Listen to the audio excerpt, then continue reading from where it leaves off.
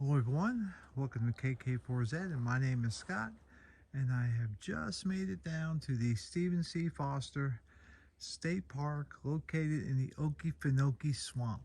This is the maiden voyage of the Radio Flyer, which is what I call my new camper, because it is a flyer, if you see there, and also the Radio Flyer was a little red wagon that they used to sell to little kids a long time ago. So before I start setting this up, I wanted to take a moment and talk about some of the things I like about this particular camper. First off, if you look at the tongue jack, it folds up, and that gives you more ground clearance. This thing has torsion bar suspension, so it's got, probably 10 to 12 inches of ground clearance, which is nice for boondocking, which I do occasionally. The other thing I liked about this is the spare tire is mounted on the side. In my old camper, it was mounted underneath, and that reduced the ground clearance.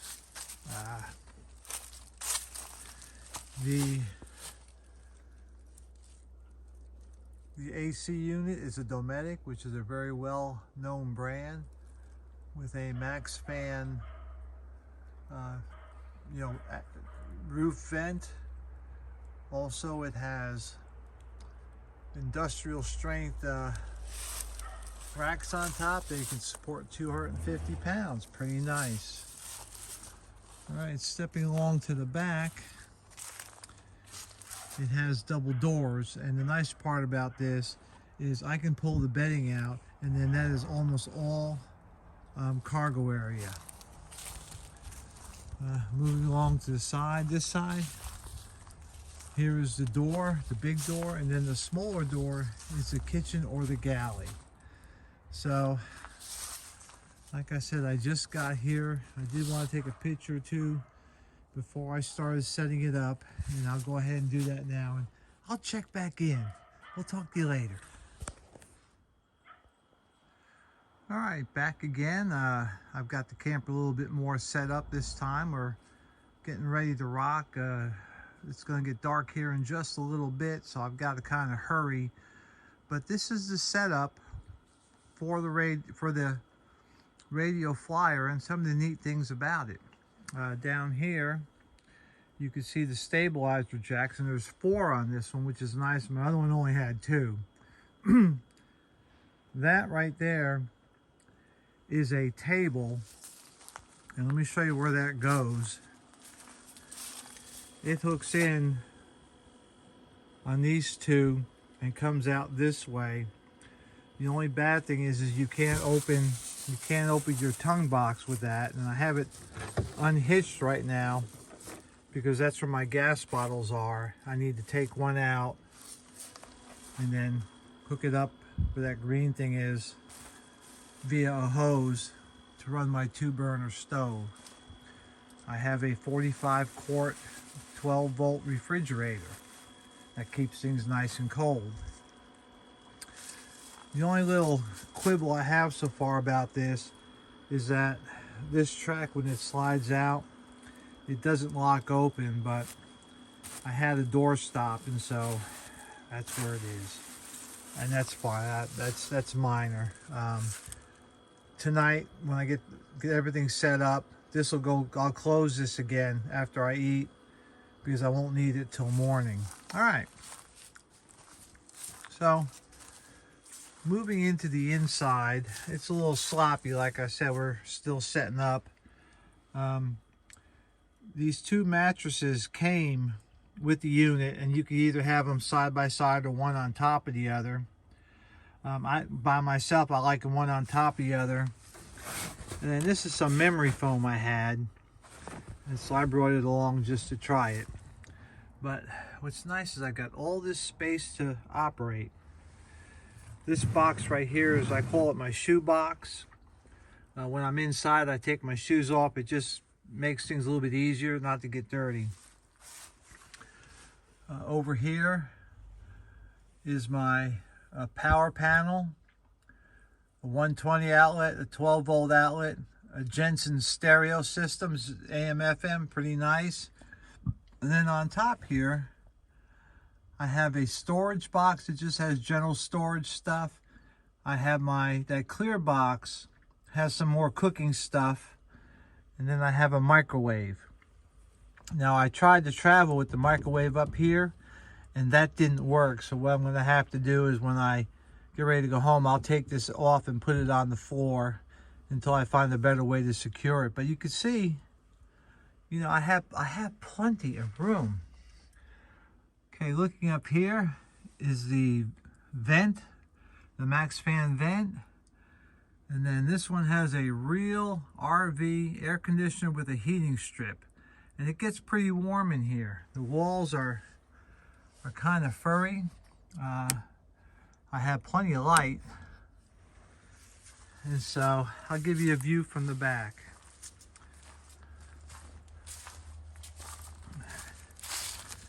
The other nice thing about this, as you can see, is the back is wide open. And they can get a better view of what I got going on. My intentions to operate the radios is I'm going to put a table down here across this way and slide it back a little bit, and I'll sit over in this area and face out, and that way if I have to go to the comfort station, I just close the doors, lock it up, and I'm good. And so that's the plan there. I have curtains that my wife made for me that I'll put up as I go along, but it was a 6-hour drive, and I'm kind of in a hurry to get things at least a little bit more set up before I call tonight and play with the radios. I probably will not operate this UTC day, but maybe tomorrow, which is 7 o'clock, I will start probably FT8 and see how it goes. But that's my plan, is to operate my radios from in here. I can open these bay doors, or I can close them up. All right, more later on. All right, well, here's the setup for this evening. There's the FTDX10, which I decided to take out this weekend. Currently working FT8. The bands are kind of up and down. It may be another FT8 weekend, but I've made about 32 contacts already, so we're cruising along. Excuse me 1 second. There we go. There. All right. But yeah, we're just moving along. This is what this is. This is a 2-foot by 4-foot table. I got it sitting in the back of the camper. You know, again, going into this, I really didn't know how this was going to play. A little tweaking, but I'm still more comfortable than I was in the other camper. So that's it for now. More later on. So,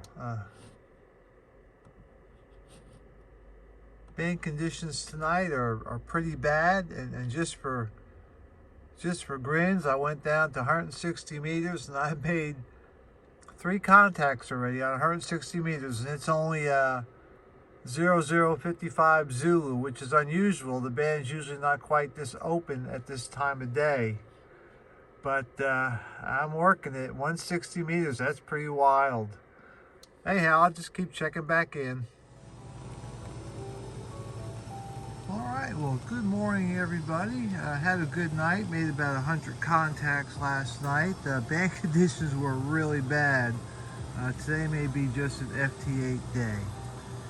Anyhow, getting started. It's chilly here. Actually, it's raining with a little bit of sleet mixed in. For southeastern Georgia, that's pretty rare.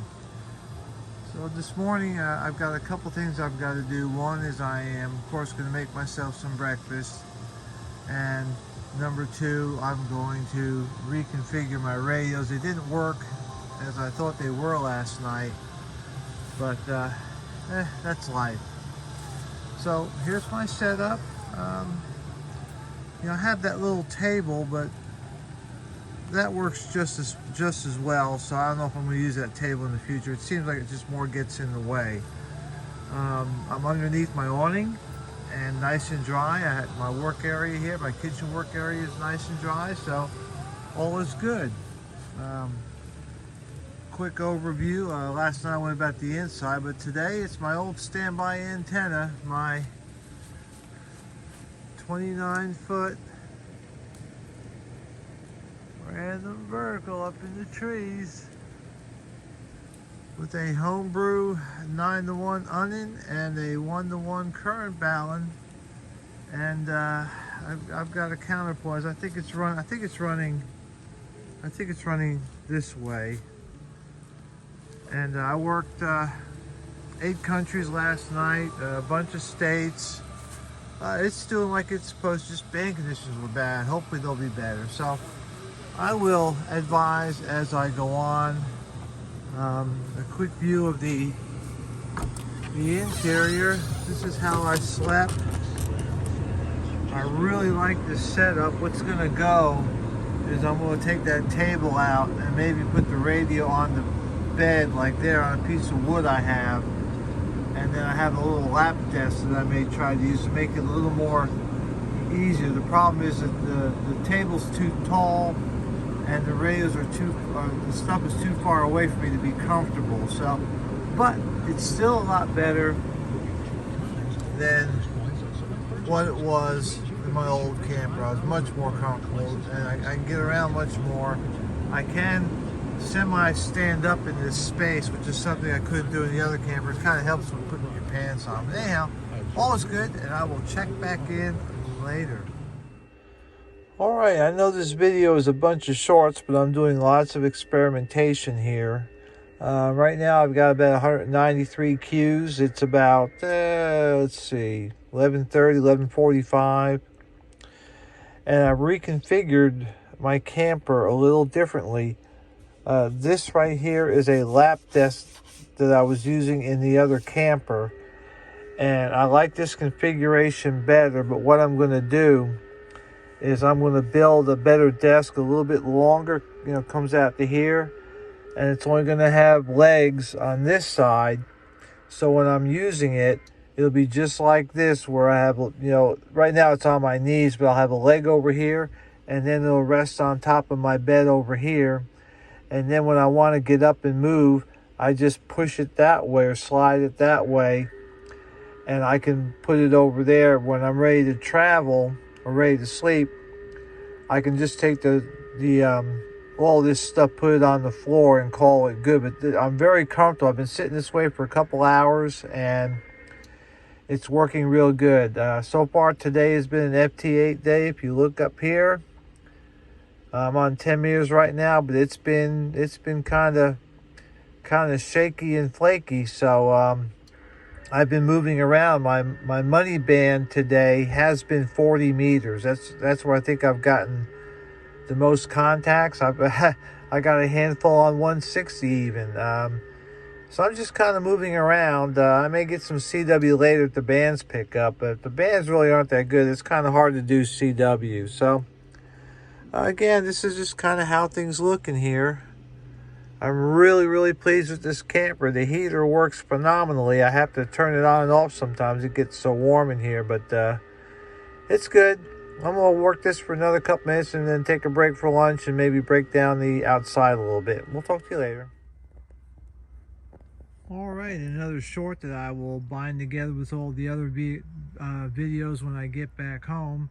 This is a third operating position I came up with to check out the versatility of the trailer and to be able to operate a little more comfortably, I guess is the way to put it. And this is pretty comfortable right here. I'm using a standard camping chair, and I'm just in the back of my camper. And as you can see, I have my computer, I have the paddles, and I have the radio. And it works pretty well. I just finished my 250th FT8 contact. That's from last night and today. I wanted to kind of run the radio a little bit hard just to see how it would work. And I ran it about between 35 and 45 watts. Band conditions were not good today. I have discovered that this radio does have a couple of quirks, additional quirks that my ICOMs don't have. And one of the quirks is Yaesu thought that they were going to protect us by pretty much locking out these 60-meter channels for FT8. In other words, what Yaesu did was they pre-programmed the 5 or the 10 channels of 60 meters into the radio, and those are the only ones you can use. Now, to realize that when you use FT8 in 60 meters, you have to back off the frequency. It's like 1.5K, it's 5.357. Well, with the Yaesu, you can't readily do that. People have told me that there's several hoops you can jump through to make that happen. The ICOMs, I don't have that problem. I can just program it in and away we go. In fact, what someone told me with the Yaesu is you have to put that FT8 channel into a memory, and then you have to go into FT8 and then turn off the rig control. This is the going into the mid 2000s here. It's 2022. It shouldn't be this hard. And so but everybody's got its quirks. The other thing that I discovered is that this radio tuner combination, that's a MAT 30 with the FTDX10, will not tune my random wire antenna to 17 meters. And I found that rather surprising. It just won't do it. It goes to infinity. It doesn't like it. I don't know what the deal is, but I have 3 other portable antenna tuners, including a 15-year-old LDG Z11 Pro that will tune that antenna on 17 meters, and this will not. I mean, I've tried to finagle it, but it just won't do it. So, a couple extra quirks. I'm going to take a break here for a little while. Like I said, I ran the radio, pretty hard. FT8 can be hard on the radio. I only ran at 45 watts, which, it's still a pretty good duty cycle, and the radio performed well there. Is it any better than the ICOMs? And really, with FT8, the answer is no. All that great filtering and stuff really doesn't come into play with FT8. The receivers, the ICOM has a lower noise floor in the receiver than the Yaesu does. So, in this case, I would have to give the checkbox to ICOM, just for the fact that I can make it work on 17 meters, and I can use it on I can use FT8 on 60 meters. So I'm gonna take a break. I'm kind of going to look over my situation, see if I can improve it any, and then later on this evening, when I go back inside the camper, I will probably do some CW work, and then that's where this radio should really shine over the ICOM and probably pretty much any other radio, but we'll see.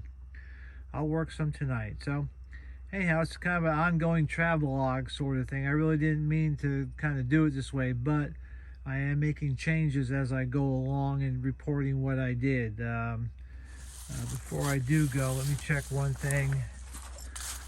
It was a kind of an odd day. And so what I'm going to do is I'm going to go look at the wards.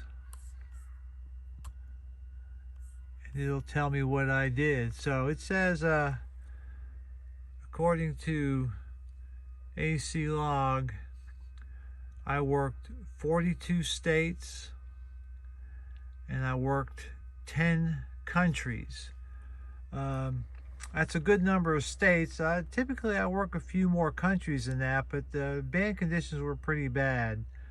I worked let's see, 160, I worked 80, I worked